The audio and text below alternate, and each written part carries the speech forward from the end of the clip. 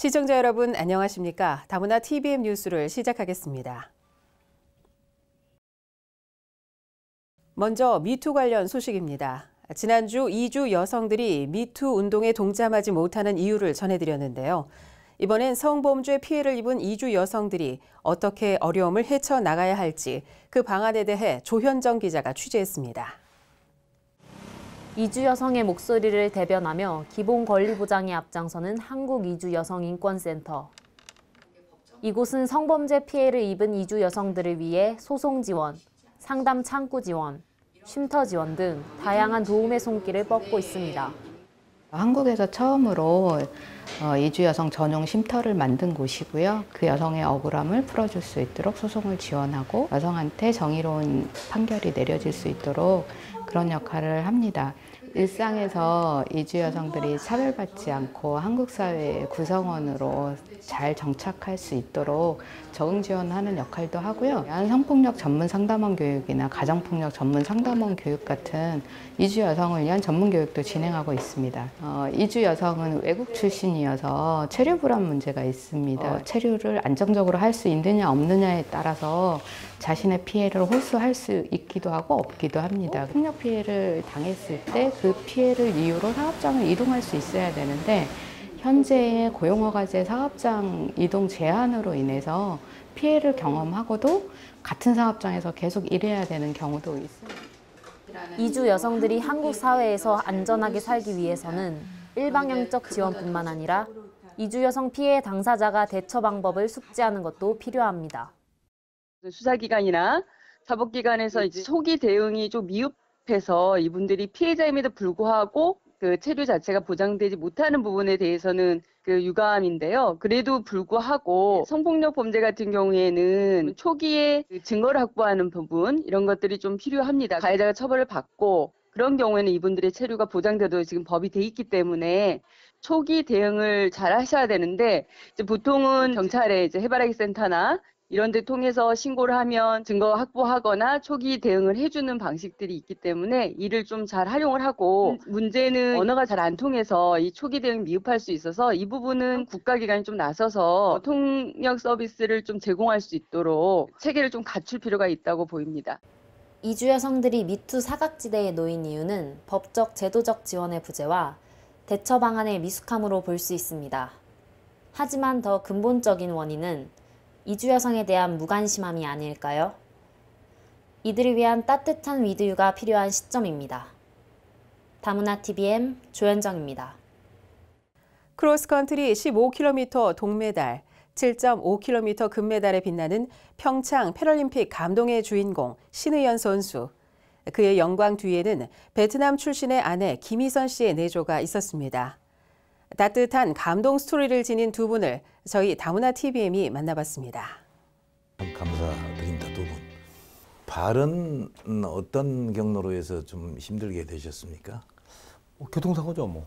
트럭 차가 이렇게 엔진이 밀려가지고 절단하게 됐습니다. 절단 직후에 갖는 그 좀 상실감은 매우 크셨겠습니다. 갑자기 다리가 없으니까 있다가 믿겨지지도 않을 뿐더러 이런 내 모습과 자신이 싫더라고요. 그렇죠. 좀 방황도 많이 하고 제가 이렇게 왜 살렸나는 어머니한테 또 원망도 많이 하고 그러셨겠죠. 뭐 그랬었습니다. 그때 졸업식 때는. 네. 금메달 땄을 때 우리나라에서 최초라 그러는데 그 기분은 어떠셨습니까?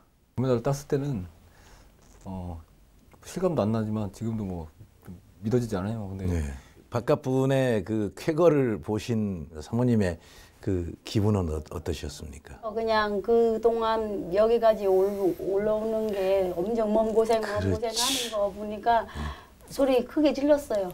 수고했다. 그러면 눈물이 펑 터지면서 웃는 거예요. 그러면은 우리 김희선 사모님께서는 이제 우리나라에 지금 다문화인들이 거의 300만 가까이 들어와 있습니다. 이런 분들한테 뭐 좀 하실 말씀이 혹시 있으십니까? 누구나 안 힘드는 가정이 없어요. 그렇죠. 네. 예. 그 힘들 때는 어떻게 잘 해결해서 잘 대화도 잘 되고 해서 좀 부모님이나 애들이나 남편이나 같이 힘들더라도 같이 힘들고 뭐 기쁠 때는 같이 기쁘고 이렇게 해서 앞으로 더 잘 살면 좋겠습니다. 혹시 그 자녀분들이 그 바깥에서 엄마가 이제 베트남 분이다 이런 것 때문에 겪는 애로가 있으셨습니까? 제가 항상 애기인데 이런 말이 많이 해주거든요.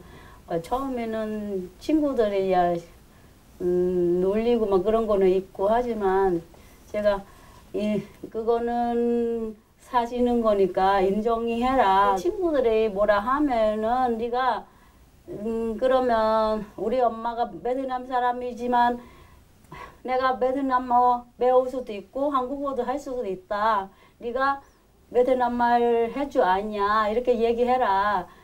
그러면 창피하는 거 없다. 제가 운동 가면은 과 안전교육을 진행했습니다. 강남구 건강가정지원센터와 강남소방서 등 총 8개의 기관들이 함께한 이번 훈련은 실제 사고 발생 시 신속하고 안전하게 대응할 수 있도록 대비했습니다. 이 밖에도 소화기 작동법과 심폐소생술 교육이 함께 이루어졌습니다.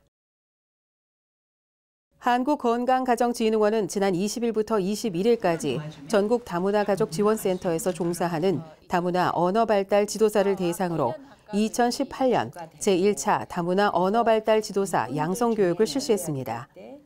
교육은 언어발달 지원 사업의 이해와 아동의 언어 수준 평가와 교육 방법, 언어 촉진 활동 사례 등으로 구성됐습니다. 양선된 다문화 언어 발달 지도사는 각 지역 센터에서 다문화 가정 자녀들의 언어 발달 상태를 진단하고 의사소통에 어려움이 있는 아동에 대한 언어 교육을 지원하며 부모를 위한 상담과 교육을 수행합니다. 이어서 다문화 게시판 소식을 전해드립니다. 11번가에서는 오픈마켓, 창업스쿨을 통해 결혼 이주와 경력 단절 여성들의 이커머스 창업을 돕습니다. 총 25명을 선정해 진행되는 이번 교육은 이커머스 플랫폼을 통해 여성들에게 새로운 취업 기회를 창출하고 자기 능력 개발 기회를 제공합니다. 쉬운 눈높이 교육으로 아직 한국 문화가 낯설고 이커머스에 대한 실전 경험이 없는 여성들도 어려움 없이 참여가 가능합니다. 영등포구 일자리 정책과에서는 관내 거주자 청년들을 대상으로 건축 학교를 운영합니다.